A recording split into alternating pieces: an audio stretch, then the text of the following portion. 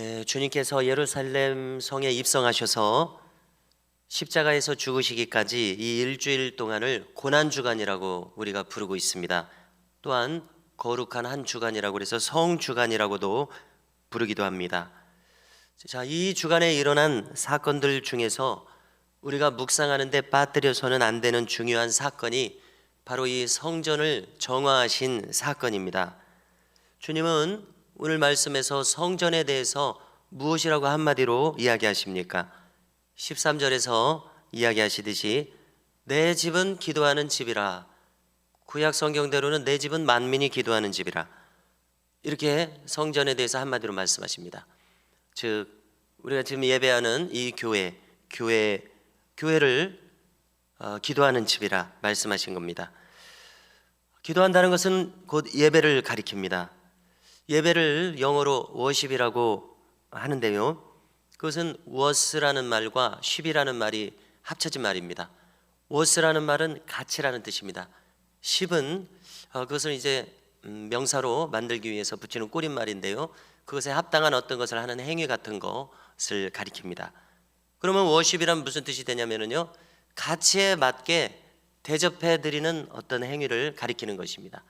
그러면 예배는 하나님을 향해서 하는 것이니까 예배라고 하는 것, 이 워십이라고 하는 것은 그 문자대로 무슨 뜻이냐면은 하나님의 가치에 걸맞게 하나님께 경배를 돌리는 일입니다. 그렇다면 이 예배라고 하는 것은 대단히 위대한 행동인 것을 알 수가 있습니다. 어떻게 우리처럼 작은 인간이 하나님의 가치에 맞게 대접을 해드릴 수가 있겠습니까? 우리가 할 수 있는 최선을 다해야 될 텐데요, 우선 떠오르는 것은 우리가 최고로 집중해서 하나님을 향하는 바로 그 자세가 필요할 것입니다. 이것이 예배일 것입니다. 그래서 예수님께서는 성전에서 기도한다라고 했을 때 하나님의 가치에 걸맞는 행위가 이 성전에서 일어나야 되는데, 지금 예수님 눈에 펼쳐진 일들은 그와 정반대의 일들이 펼쳐졌다는 것입니다. 하나님께 합당한 대접을 해드려야 되는데 하나님께서 전혀 기뻐하시지 않을 일들이 여기 펼쳐지고 있다는 그런 의미입니다. 하나님을 경외하는 모습이 그들의 얼굴에서, 행동에서, 그들의 무심코 하는 그런 일들에서 하나도 보이지 않았습니다. 그들의 그런 태도는 성전에서 매매하는 것으로 나타났습니다. 이 매매의 대상은 무엇입니까? 번제나 속죄 제물로 드리고자 하는 이 제물을, 동물을 거래하는 것이었습니다. 이 안에 환전상이 있었습니다. 또 가난한 사람들이 드릴 수 있도록 모세오경에서 그 물질이 있는 사람은 소를 드리도록 했습니다. 그 다음에 형편이 되지 않는 사람들은 양이나 염소를 드렸습니다. 그 다음에 좀 가난한 사람들은 비둘기를 드리게 했습니다. 그래서 여기서 비둘기를 가져다가 팔고 있었던 것 같습니다. 소나 양도 팔고 있었겠죠. 그런데 이것이 매매의 대상이 되고, 특별히 이 모든 수익들이 사내들인 공회, 대제사장들과 바리새인의 무리들에게 흘러가도록 되어 있었습니다. 바로 이 대목 때문입니다. 주님에게는 이 모든 것들이 견딜 수 없는 것들이었습니다. 여기 강도의 구려를 만들었다고 하지 않습니까? 강도는 무엇입니까? 사람들이 가지고 있는 귀한 물건들, 물질들, 돈을 뺏어가는 사람들이지 않습니까? 그렇다는 것입니다. 한마디로 대제사장들과 서기관들, 바리새인들이 하고 있는 이 모든 갖춰놓은 이 체계가 수십만 명이 명절에 몰려올 것 아닙니까? 수만에서 수십만 명, 그 돈을 빼앗는다는 것입니다. 주님의 판단이 그것입니다. 그래서 주님이 이들이 하는 이 일들에 대해서 지금 견딜 수 없기 때문에 성전 정화의 이 일을 벌이십니다. 그래서 말라기 1장 10절이 딱 주님의 심정을 대변하는 구절일 것입니다. 읽어드립니다. 만군의 여호와가 이르노라, 너희가 내 제단 위에 헛되이 불사르지 못하게 하기 위하여 너희 중에 성전문을 닫을 자가 있었으면 좋겠도다.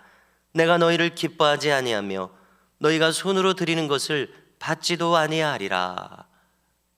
말라기 선지자가 하나님의 마음을 이렇게 대변했었습니다. 말라기는 주전 400~500년대로 이야기를 해야 되겠죠. 그런데 주님 시대에도 똑같은 이러한 일들이 일어나고 있습니다. 하나님은 그들이 드리는 번제를 견딜 수 없다고 지금 이 말라기에서 이야기하십니다. 성전문을 좀 누가 닫았으면 좋겠다 이야기합니다. 가인의 제사가 떠오릅니다. 어떤 제사나 어떤 예배는 주님이 받으실 수 없는 제사나 예배 혹은 예물이 있다는 것입니다. 지금 예루살렘 성전 안에서 그런 일들이 벌어지고 있습니다. 하나님과 무관한 일을 성전에서 벌이고 있다는 것입니다. 그래서 학자들이 연구한 것을 볼 때 환전상의 막대한 이익이 대제사장의 무리들에게로 흘러가고 있었던 것입니다. 유월절, 오순절, 그 다음에 가을의 초막절 3대 절기 예루살렘에 너희 몸을 보이라고 하셨습니다. 그렇기 때문에 전 세계 각처에서도 이 순례객들이 예루살렘을 향해서 몰려오고 있었습니다. 그렇기 때문에 거기는 막대한 그 상권이라고 표현해야 되겠습니까? 아무튼 경제적인 그 흐름이 집중되고 흐르고 있었습니다. 대제사장의 무리들에게 그것이 들어가고 있었습니다. 이것이 결정적으로 부패한 지점이었습니다. 그렇기 때문에 우리들은 그들 편으로 가서 사내들인 공의 대제사장들과 바리새인들의 무리들의 편에서 생각해 본다면은 그들은 주님을 향해서 이를 갈며 죽이려고 하고 있었고, 그리고 이 주간에 결국은 실행에 옮겼습니다. 자신들의 이 부패한 삶과 성결한 주님의 메시지와 행함이 정면으로 충돌했기 때문에 이러한 반응이 일어나기도 한 것입니다. 계속해서 우리는 살던 대로 죄를 지어야 되겠는데 주님의 사역은 자기들로 하여금 계속해서 정죄감이 들도록 하는 것이기 때문에 그렇습니다. 하나님 앞에 바른 사람들은 이사야 선지자를 보십시오. 정죄감이 들었을 때 하나님 앞에 납작 엎드려서 회개했습니다. 회개하면 해결될 것입니다. 성전의 번제단은 그 목적으로 있습니다. 회개하면 하나님께서 받아주실 것입니다. 그러나 그들은 회개할 마음이 일어나지 않았기 때문에 이렇게 이 모든 일들을 벌였습니다. 그래서 여기는 우리는 왜 주님께서 어린아이와 같이 자기를 낮추지 아니하면 결코 천국에 들어가지 못하리라 어린아이와 마음을 강조하셨는지를 깨닫게 됩니다. 스스로 낮추는 마음은 애써서 하나님께 버티고 저항하지 않을 것입니다. 그는 죄에 대한 예민한 감각을 가지게 되므로 작은 허물조차 기꺼이 회개하고자 할 것입니다.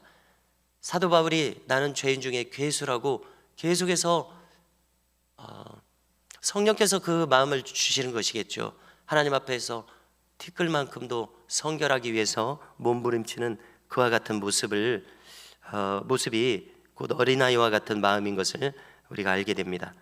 그렇지만 그 반대의 심령은 죄에 대한 감각이 둔화됩니다.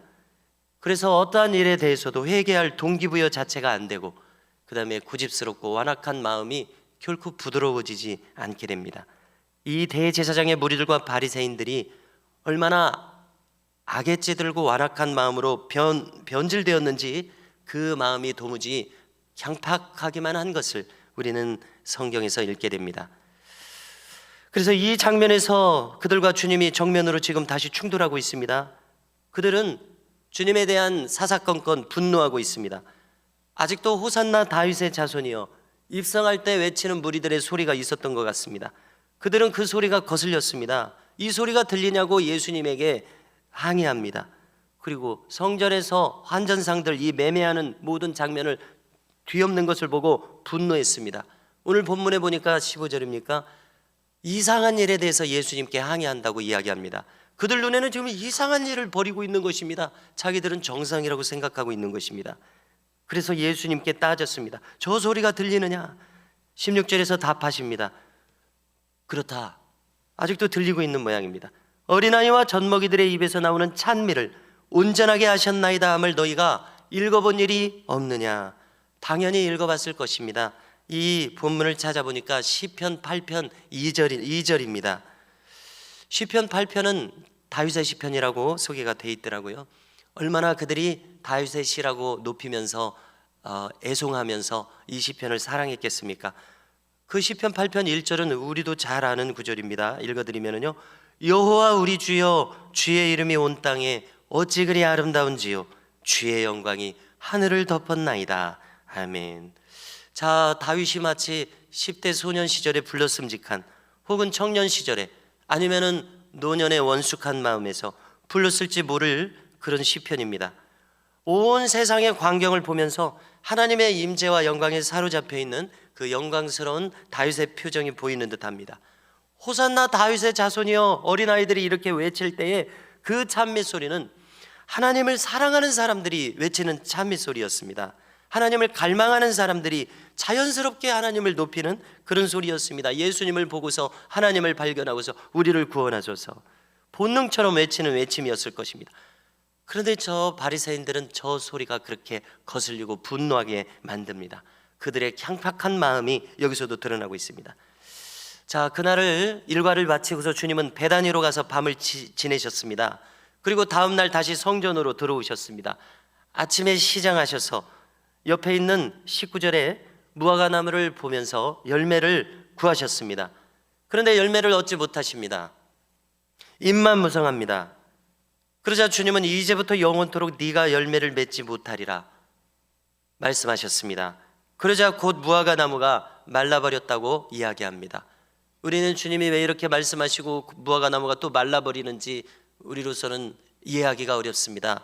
아마 천국에 가서 이런 것을 여쭤보면 왜 그런 일이 있었는지, 왜 그랬는지 이야기해 주실 것 같습니다. 자, 우리로서는 이것을 이제 이해하고자 할 때요, 상징적인 의미 또 예언적인 행동으로 해석을 하게 됩니다. 우선 무화과 나무라고 하는 것은 포도나무와 더불어서 이스라엘 민족을 상징합니다. 무궁화 꽃이 우리를 상징하듯이요. 특별히 저 바리새인들을 가리키는 말들입니다. 바리새인들이 이스라엘 민족의 대표적인 성격을 띠지 않겠습니까? 그런데 저 바리새인들의 무리들은 입만 무성하지 참된 신앙의 열매를 보여주지 못하고 있습니다. 그들은 겉과 속이 다른 위선적인 자들로 성경에서 줄곧 나타나고 있습니다. 말하자면 주님 보시기에 알곡이 아니라 가라지로 지금 나타나고 있습니다. 양이 아니라 염소로 나타납니다. 자, 그들이 이제 열매 없는 모습을 상징적으로 나타내는 것으로 우리가 해석을 하게 된다는 것이죠. 제자들이 주님께 말씀을 드립니다. 주님, 어떻게 이런 일이 일어납니까? 무화과 나무가 곧 마르는 이런 일이 일어납니까? 그러자 주님이 말씀하십니다. 믿음의 기도를 너희가 드린다면 불가능은 없을 것이다. 이 요지입니다. 그래서 우리는 이것을 다시 해석하기를, 우리가 드리는 기도는 어떤 기도든지 결코 실패하지 않는다고 저는 해석하게 됩니다. 응답하시지 않는 기도는 없다는 말씀으로 받아들이게 됩니다. 우리가 그릇되게 올려드리는 기도라도 주님께서는 그것을 바르게 고쳐서 가장 선하게 응답하실 것이라고 생각되기 때문에 그렇습니다. 바르게 드린 기도는 주님이 안 들어주실 이유가 없겠죠. 그렇게 생각이 됩니다. 그래서 하나님께서는 결국 우리가 어떻게 하든지 바르게 기도하도록 우리를 만드셔서 응답하시고 열매를 맺도록 하신다고 믿습니다. 우리가 옥토밭이 되기만 한다면 반드시 열매를 맺히도록 하시겠다는 것이 주님의 약속이십니다. 오늘 우리가 나눈 말씀을 통해서 내 집은 기도하는 집이라, 이 한 말씀을 우리가 붙들 수 있기를 바랍니다. 그리고 다시 한번 우리도 기도를 호흡처럼 주님께 드리며 나아갈 수 있기를 바랍니다. 그래서 기도의 힘과 능력이 우리에게 여전히 나타날 수 있기를 주님의 이름으로 축복합니다.